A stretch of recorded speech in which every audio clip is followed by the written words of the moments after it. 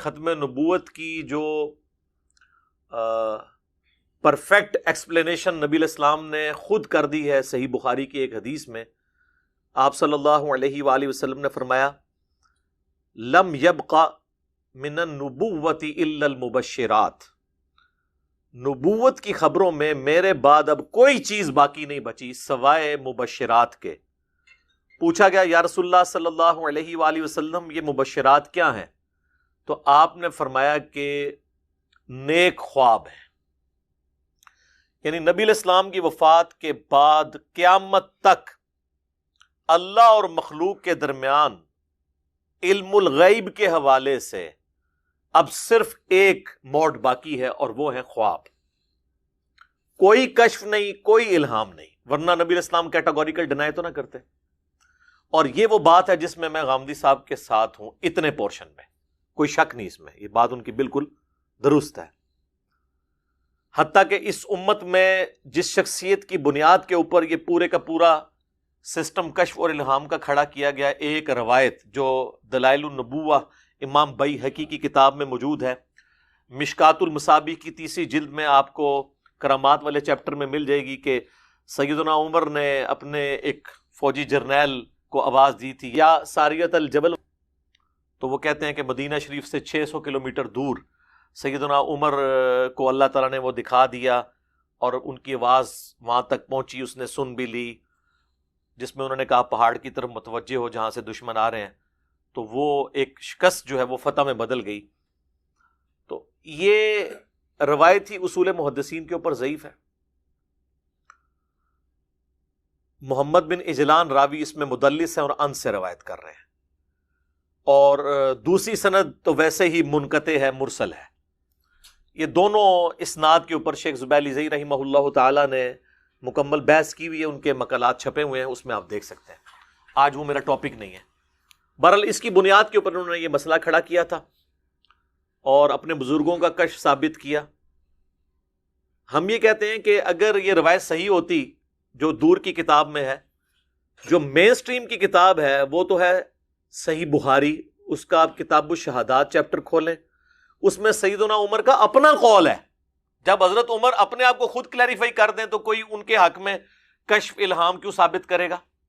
میں نے ڈیٹیل کے ساتھ اس کے اوپر ایک لیکچر دیا ہے، مسئلہ نمبر 6B، کشف الہام اور خوابوں سے متعلق فرقہ وارانہ نظریات کا تحقیقی جائزہ، آلموسٹ 1.5 گھنٹے کی گفتگو ہے، اور اس کا 6A مسئلہ جو پارٹ تھا پہلے والا وہ علم الغیب سے متعلق تھا۔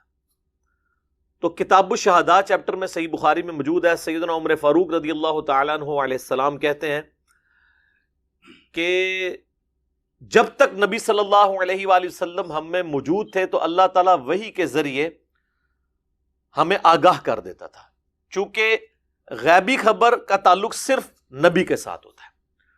سورہ آل عمران کی آیت نمبر 179 میں اللہ تعالیٰ نے بڑے سخت الفاظ میں تنبیہ فرمائی ہے کہ اللہ کی تو یہ شان ہی نہیں ہے کہ وہ کسی انسان کے ساتھ کلام کرے اور اسے اپنے غیب کے اوپر مطلع کرے۔ یہ اللہ کی شان نہیں کہ وہ کسی انسان کو اپنے غیب کے اوپر، ان سین چیزوں کے اوپر مطلع کرے سوائے اپنے پیغمبروں کے۔ اور پھر ساتھ اللہ نے فرمایا کہ تمہارا کام یہ ہے کہ اللہ اور اس کے رسول کے اوپر ایمان لے کر آؤ، ان کی غیبی خبروں کے اوپر۔ علم الغیب کا تعلق صرف اللہ اور اس کے نبی کے درمیان ہے، اور نبی علیہ السلام اس کو امت تک پہنچاتے ہیں، غیر نبی کے لیے علم الغیب نہیں ہے۔ تو سیدنا عمر صحیح بخاری میں خود کہہ رہے ہیں کہ جب تک رسول اللہ ہمیں موجود تھے، اللہ تعالیٰ وحی کے ذریعے ہمیں بتا دیتا تھا، تو ہم کسی کے باطن کے معاملات کے اوپر بھی فیصلہ اس وقت کرتے تھے کیونکہ اللہ بتا دیتا تھا۔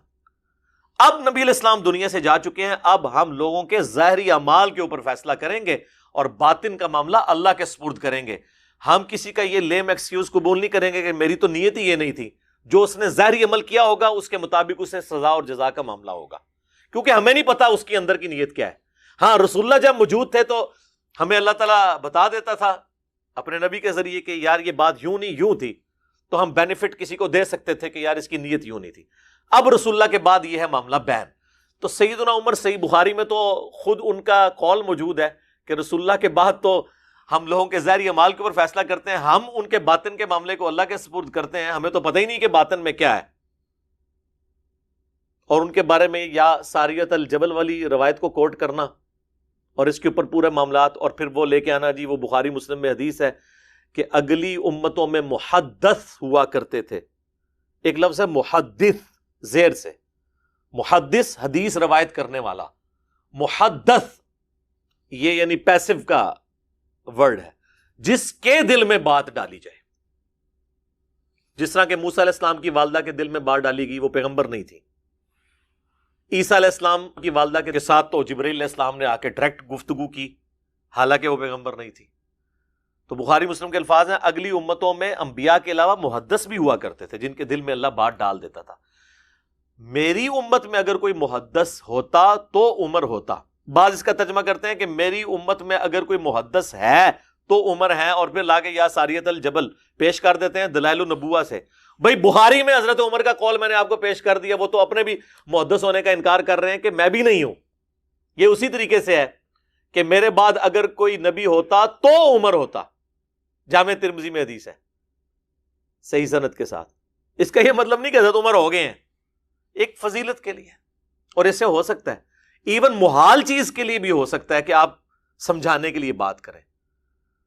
جس طرح کہ سورہ الزخرف میں آئے قل ان کان للرحمن ولد فانا اول العابدین. اے نبی علیہ السلام فرما دیجئے کہ بالفرض اگر اللہ کا کوئی بیٹا ہوتا تو سب سے پہلے میں اس سے پوچھ رہا ہوتا. اب اس کا یہ مطلب نہیں ہے کہ لم یلد ولم یولد ختم ہو گیا، بات سمجھانے کے لیے. اسی طریقے سے صحیح بخاری میں ایک قول ہے جو قادیانی دجال کے ماننے والے پیش کرتے ہیں، اور آدھی بات وہ کہتے ہیں جی عبداللہ ابن ابی اوفا نے روایت کی ہے. جب ان سے پوچھا گیا کہ آپ نے نبی صلی اللہ علیہ وآلہ وسلم کے بیٹے ابراہیم کو دیکھا ہے، تو عبداللہ بن ابی اوفا جن کی کافی زیادہ عمر ہوئی تھی، وہ 86 ہجری میں فوت ہوئے ہیں. تو صحیح بخاری میں الفاظ ہیں، ان سے پوچھا گیا آپ نے نبی صلی اللہ علیہ وآلہ وسلم کے بیٹے ابراہیم کو دیکھا ہے؟ تو کہتے ہیں ہاں میں نے اسے دیکھا ہے، وہ چھوٹی عمر میں ہی فوت ہو گئے تھے. اگر وہ زندہ رہتے تو پیغمبر ہوتے. اب قادیانی اس جملے کو اٹھاتے ہیں، وہ کہتے ہیں دیکھیں جی نبوت کا سلسلہ جاری ہے. بھئی یہ اسی طریقے سے جو میں نے آپ کو مثال بیان کی ہے قرآن سے، اور اگلے الفاظ کھا جاتے ہیں وہ ان کی موت ہے. اگلے الفاظ یہ ہیں کہ عبداللہ ابن ابی اوفا کہتے ہیں چونکہ نبی صلی اللہ علیہ وآلہ وسلم خاتم النبیین ہیں، اس لیے ان کا بیٹا جوانی کی عمر کو نہیں پہنچا. ختم نبوت یہ وجہ تھی، چونکہ آپ خاتم النبیین ہیں تو اللہ تعالیٰ نے آپ کے بیٹے کو جوان ہونے نہیں دیا، ورنہ پروٹوکول کے طور پہ اللہ تعالیٰ اسے بھی پیغمبر بناتا جس طرح اگلے پیغمبروں کے بیٹے بھی پیغمبر تھے. اب اگلی بات تو خاتم النبیین کی جو کوالٹی ہے وہ ثابت کر رہے ہیں ابن ابی اوفا، یعنی سیدنا ابراہیم بن محمد علیہ السلام کی موت کو وہ اس سے ریلیٹ کر رہے ہیں کہ ختم نبوت ہے، اس کی وجہ سے ان کی موت ہوئی ہے کہ اللہ تعالیٰ نے ان کو جوانی تک پہنچنے نہیں دیا. اور اسی چیز کا ذکر سورہ الاحزاب کی آیت نمبر 40 میں ہے، ما کان محمد ابا احد من رجالکم ولکن رسول اللہ وخاتم النبیین. محمد صلی اللہ علیہ وآلہ وسلم تم مردوں میں سے کسی کے باپ نہیں بلکہ وہ تو اللہ کے رسول ہیں اور سلسلہ نبوت کی مہر ہے.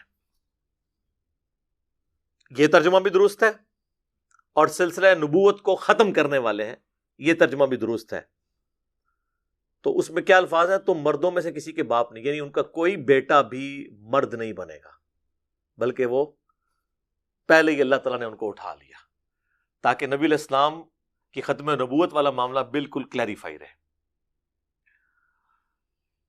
قرآن میں خاتم کا لفظ ہے، یعنی سیل آف دا پروفیٹ، اور مہر ڈاکومنٹ کے اینڈ پہ لگتی ہے، چاہے اسے بند کرنے کے لیے لگائی جائے یا لکھے ہوئے ڈاکومنٹ کے اینڈ پہ. اس سے مراد یہ ہوتا ہے اس کے بعد اس ڈاکومنٹ میں کوئی چیز ایڈ نہیں ہو سکتی، یہ جرم ہوگا. یہ جو غلام احمد قادیانی دجال نے مطلب لیا وہ تو فٹ نہیں بیٹھتا. یہ آج تک امت میں کسی نے یہ مطلب نہیں لیا، اس نے جا کے کان یہاں سے بھی نہیں پکڑا، کچھ اور ہی جا کے چیز پکڑ لی ہے. اور پھر احادیث تو اس پہ گواہ ہے. آج میرا ٹاپک نہیں، یوٹیوب پہ میرے 2 کلپ ہیں جو قادیانیوں کی اصلاح کا سبب بنے اور مسلمانوں کی اصلاح کا بھی سبب بنے. جو قادیانیوں کو بھی برا لگتے ہیں اور مسلمانوں کو بھی برے لگتے ہیں وہ کلپ. نمبر 1 ہے قادیانیوں کو دعوت اصلاح، اور نمبر 2 ہے قادیانی حق بات کیوں نہیں قبول کرتے. اس میں نے بتایا کہ وہ مسلمانوں کے بزرگ بابوں کی غلط کتابوں اور عبارات کی وجہ سے اپنے باطل عقائد کے اوپر محکم ہے. تو وہ آپ ویڈیوز دیکھ سکتے ہیں. آج میرا ٹاپک نہیں ہے. اور بعض لوگ کہیں گے کہ اگر یہ فضیلت اگلی امتوں کو حاصل تھی تو اس امت سے کیسے چھن گئی؟ اس لیے چھن گئی کہ اس امت کو بڑی فضیلت ملی ختم نبوت کی. ختم نبوت کا تقاضا تھا کہ کشف الہام ختم ہو جاتا تاکہ کوئی غلام قادیانی دجال جیسا بندہ نقب ڈالنے کی کوشش نہ کرتا. اور توحید کے کامل ہونے کا تقاضا تھا کہ اگلی امتوں میں سجدہ تعظیمی حلال تھا، ہماری امت میں وہ بھی حرام ہو گیا غیر اللہ کے لیے. جو آدم علیہ السلام کو فرشتوں نے کیا، یوسف علیہ السلام کو ان کے بھائیوں نے کیا، اگلی امتوں میں جائز تھا. تو یہ میرا گولڈن کوٹ ہے. گولڈن کوٹ اس لیے نہیں کہ آپ میری تعریف کریں، یہ میں اس کا لطف لیتا ہوں کہ اللہ نے میرے اوپر یہ بات کھولی کہ میں ایک جملہ بولتا ہوں کہ جس طرح اس امت میں توحید کامل ہے کہ سجدہ تعظیمی بھی حرام ہے، اسی طریقے سے ختم نبوت بھی کامل ہے کہ کشف الہام سب کچھ ختم. اب رہ گئے خواب. تو خواب صرف اس وقت مانے جاتے ہیں جب اپنے فرقے کا بندہ دیکھے، دوسرے کا نہیں مانا جاتا. خوابوں کی دنیا ایک علیحدہ سے ٹاپک ہے، اس کے اوپر میری کئی ایک ویڈیوز ہیں. خواب بخاری مسلم میں حدیث ہے، خواب یا اللہ کی طرف سے ہوگا یا شیطان کی طرف سے یا نفس کی طرف سے. اب یہ کون ڈیفائن کرے گا کہ اللہ کا خواب ہے دکھایا ہوا، شیطان کا ہے یا نفس کا ہے؟ رہا نبی علیہ السلام کا خواب میں دیکھنے کا معاملہ تو ایک بہت سینسٹیو ایشو ہے. اس کے اوپر میں نے بڑی ڈیٹیل ڈسکشن کی ہے. آپ یوٹیوب کے اوپر جا کے لکھیں خواب میں دیدار مصطفیٰ صلی اللہ علیہ وآلہ وسلم. دنیا میں کسی کی ویڈیو بھی اتنے لوگوں نے نہیں دیکھی ہوگی جتنی میرے وہ والی ویڈیو دیکھی ہے. میں نے پوری ڈاکٹرن کلیئر کی ہے. میں نے اہل حدیث کے چند سخت مزاج لوگوں کا بھی رد کیا جو کہتے ہیں کہ بھئی صحابہ کے بعد کوئی حضور کو دیکھ ہی نہیں سکتا. اور دوسری طرف صوفیاء کے ماننے والے بریلوی دیوبندی، ان کا بھی رد کیا کہ آپ نے بھی تماشا بنایا ہوا ہے. یہ سلف کے ہاں اس طریقے سے نہیں تھا کہ کوئی بھی خواب بیان کرے تو اس کے خواب کو ایکسیپٹ کر لیا جائے گا. یہ بہت سینسٹیو ایشو ہے کیونکہ نبی صلی اللہ علیہ وآلہ وسلم کے ساتھ ہمارا ایمان جڑا ہوا ہے. ٹھیک ہو گیا؟ یہ کوئی سادہ معاملہ نہیں ہے.